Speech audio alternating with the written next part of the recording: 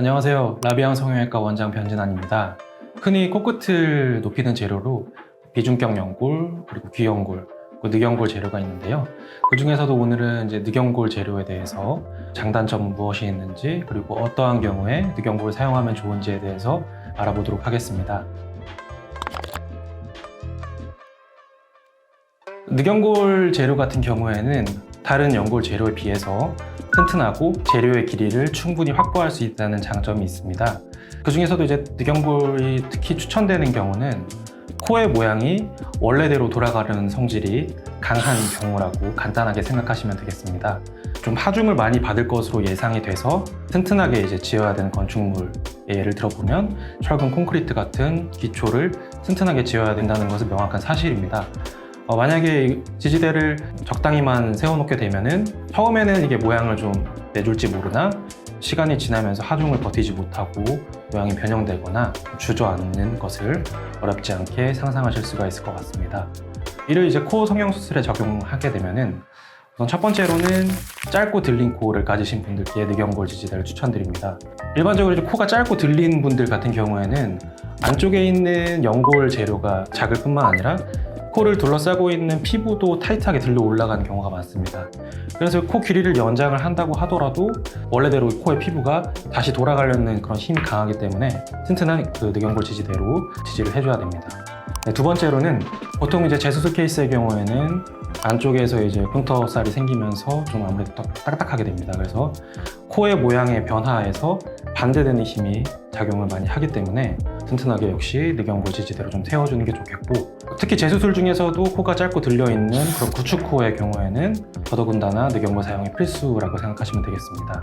그리고 세 번째로는 코끝을 좀 높고 화려하게 세우길 원하시는 분들께 늑연골을 추천드리는데요. 늑연골 지지대의 이제 길이가 충분히 확보가 될 뿐만 아니라 코를 일반적으로 많이 화려하게 세우고 나면은 그만큼 피부도 늘어나게 돼서 피부가 원래대로 돌아가려는 그런 하중을 많이 받게 됩니다. 그래서 그 하중에서 원래대로 버텨주는 그런 힘이 필요하기 때문에 늑연골 지지대가 추천이 되겠습니다.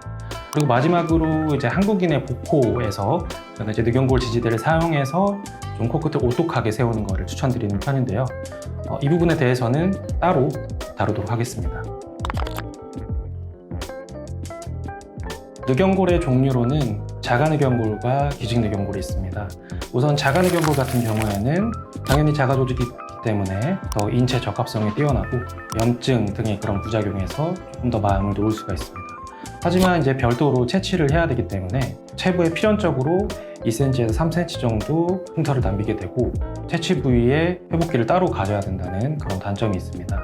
반면에 기직늑연골은 미리 가공돼서 나온 제품을 사용을 하게 되므로 비교적 간편하게 사용할 수가 있습니다. 하지만 아무리 인체에 좀 적합하게 안전하게 가공돼서 나왔다고 하더라도 사체에서 이제 기증을 받아서 처리를 해서 나온 제품이기 때문에 밀도라든지 그런 강도가 좀 튼튼하지 못한 재료가 랜덤으로 좀 섞여 있을 수가 있고 염증 등의 그런 부작용에서 자가 늑연골만큼 마음을 놓기는 좀 힘든 것이 사실입니다.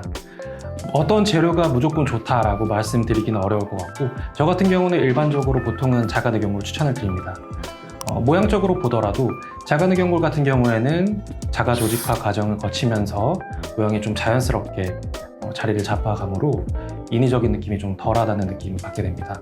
기직늑연골 같은 경우에는 보통 이제 직업적으로 체부의 흉터가 중요한 분들, 예를 들면은 모델분이나 바디빌더 같은 일을 하시는 분들께는 기직늑연골을 추천드리는 편이고, 그렇지 않은 경우에는 일반적으로 자가늑연골을 추천드리는 편입니다.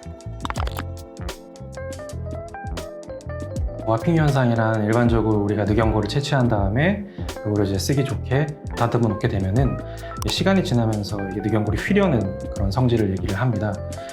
일반적으로 와핑 현상은 이제 늑연골을 다듬어 놓고 나서 1시간 이내에 보통 발생을 하게 됩니다. 코 성형 수술을 할 때 수술 순서를 늑연골을 먼저 채취를 해놓고 잘 다듬어 놓은 다음에 코 성형 수술을 하다가 늑연골 지지대가 필요해지는 정도의 단계가 오게 되면 어느 정도의 와핑은 다 일어나 있는 상태입니다. 그래서 이미 일어나 있는 와핑 그런 방향성을 좀 예측을 해서 일부는 좀 다듬고 보완을 하고 그런 것들을 고려해서 지지대를 세우는 것이 좋습니다.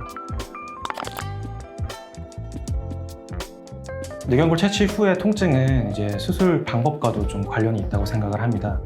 그래서 이제 늑연골을 채취하는 과정에서 조직을 박리를 할 때 근육을 이제 찢으면서 들어가게 되면은 이게 수술 시간은 조금 빠르고 간편할지 몰라도 수술 후에 통증을 조금 더 호소하시는 편입니다.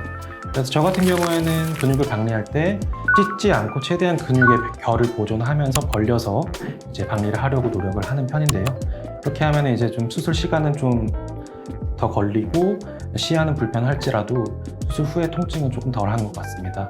일반적으로 늑연골 채취 후의 통증은 어떻게 비유를 해드리냐면은 복근 운동을 열심히 한 다음에 다음 날이나 다다음 날 정도 되면은 묵직하게 아픈 통증으로 비유를 해드립니다. 그래서 이제 뭐 기침을 한다든지 자세 변화에 따라서 욱신거리기도 하고 당기는 느낌이 들 수도 있는데요. 이런 부분이 이제 진통제로 조절되지 않는 정도의 통증은 아니고 보통은 빠르게는 이틀에서 사흘 정도, 그리고 아무리 길어도 일주일 이내로는 통증이 다 회복되니까 너무 걱정하지 않으셔도 됩니다. 보통 수술을 할 때 늑연골을 2번 이상 채취해야 되는 경우는 드뭅니다. 간혹 이제 환자분들 중에 처음에 자가 늑연골로 수술을 하는데 그 이후에 만약에 문제가 생겨서 재수술을 할 때 쓸 수 있는 재료가 없으면 어떡하느냐 걱정하시는 분들도 계신데요. 일반적으로 우리가 재수술이 필요하거나 교정이 필요할지라도 원래 사용해 놓은 늑연골 지지대를 상태만 괜찮으면 재사용해도 괜찮습니다. 채취 못할 경우에 늑연골을 다시 채취해야 될 경우에도 원래 절개했던 그런 채취한 흉터에 따라서 다시 절개를 해서 인접한 늑연골을 채취해서 사용하는 방법이 있겠습니다. 네, 이번에는 자가 늑연골 코성형에 대해서 알아봤는데요. 혹시나 더 궁금하신 점이 있으면 댓글 달아주시거나 병원으로 내원해 주시면 감사하겠습니다. 이상 나비양 성형외과 원장 변진환이었습니다. 감사합니다.